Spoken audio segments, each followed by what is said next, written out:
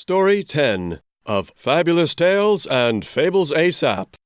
The Lost and Found Prince.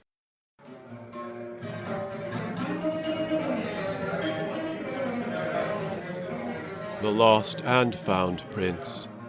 Scene 3. Peeping into a kitchen. There he is.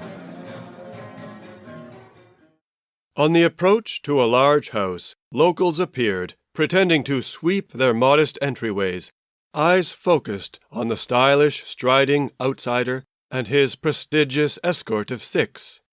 If it matters, this escort was the initial welcome and negotiation party of 3, plus 2 chubby cleaning women, plus 1 beefy man. The neighbors admired the gentleman's boots, coat, hat, and the stately short walking stick, smooth and black, polished to a gleaming finish, a perfect match for the warm smile, grey beard, and styled moustache. "Is he a magician?" said a child, as kids showed up. Anticipations rose. There was the prospect of entertainment before dinner time. However, the magician did not pause to engage kids. He strode with purpose to the house. Said the average-height man as guide, "And now come we to one of the many Rudigal family homes, now the abode of the Rudigal boy." And now came they to a set of large storm shutters. Dr. Appletree's countenance turned solemn. The storm shutters were swung wide and propped by able hands. The guide poked his nose in to check, and reported back. "He's in there, the rooster. His living body here resides, but his soul wanders the land of Limbus." "Land of Limbus?" asked Appletree. "What do you mean by that?" The tall man explained. "That's the field outside town where you dump things. It's haunted with lost souls and demons and rabid dogs." "Doesn't sound like a fun place to be." "Shameful thing, really," said some quirky neighbor out of view. "Here's pretty much the prince of town, and now he's just a madman. Oh, the favoured fall." It was a horrible thing to say. Dr. Appletree saw how this window opening on the front of the house was the only one conveniently built at street level. Other windows, with glass panes, were set higher up, and these would be letting light into a large room with a high ceiling. But this lower opening seemed meant for watching out while washing dishes and preparing food within. It was without glass pane or screen, so it must let in bugs and birds along with fresh air. And that was the next thing Appletree noticed. The air from inside smelled a bit stale.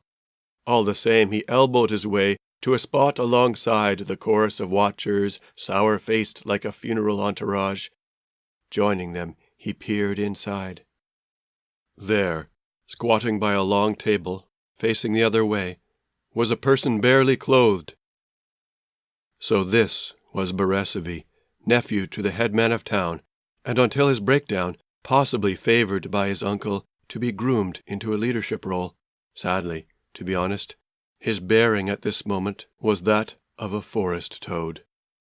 It was a bit creepy, said the doctor, thinking aloud. "I wonder what he sees." "Well, he's sort of looking down the hall at the back rooms," blurted the average man, wincing at the stench. "I don't think he goes there, though. He seems very attached to this room." A cleaning woman added, "Oh, and we have to go in and clean up after him, even while he lurks in there. He's gone savage. It's intolerable." Appletree observed Beresivy for a time, then took note of the big room itself. It was a kitchen, but also a dining hall, with the long table comprising 3 or so tables placed end to end. Indeed, the ceiling was very high, and up beyond reach, fixed to the walls, was an array of memorabilia, old riding crops and the like.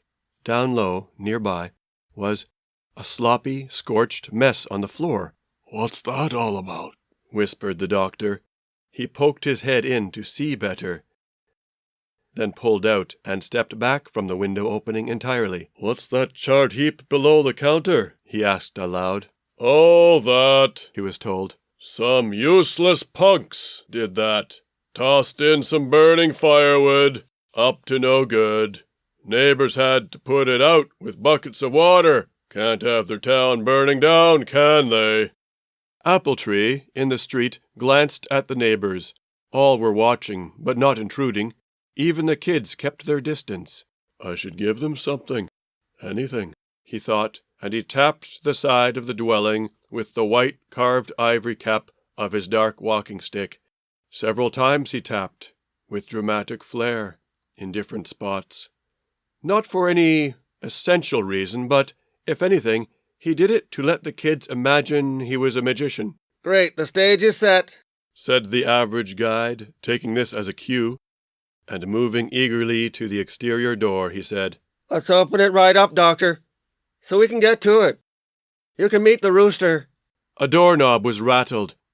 A key was jiggled. A doctor, however, was walking away. You aren't going in? He kept walking. I say, aren't you going in?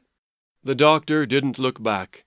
Passing neighbors, he shook some hands and passed words unheard by his escort of 6, words to impart a respectful farewell. He tapped the brim of his hat with his ivory-capped stick, creating a noble moment for the common folk to treasure. It was a gracious salute to a people squatting at the edge of the abyss in the land of Limbus. Wait, you have to at least try. Come back, sir. That's part of the deal. You can't leave town yet. Don't you want to get paid? He kept walking.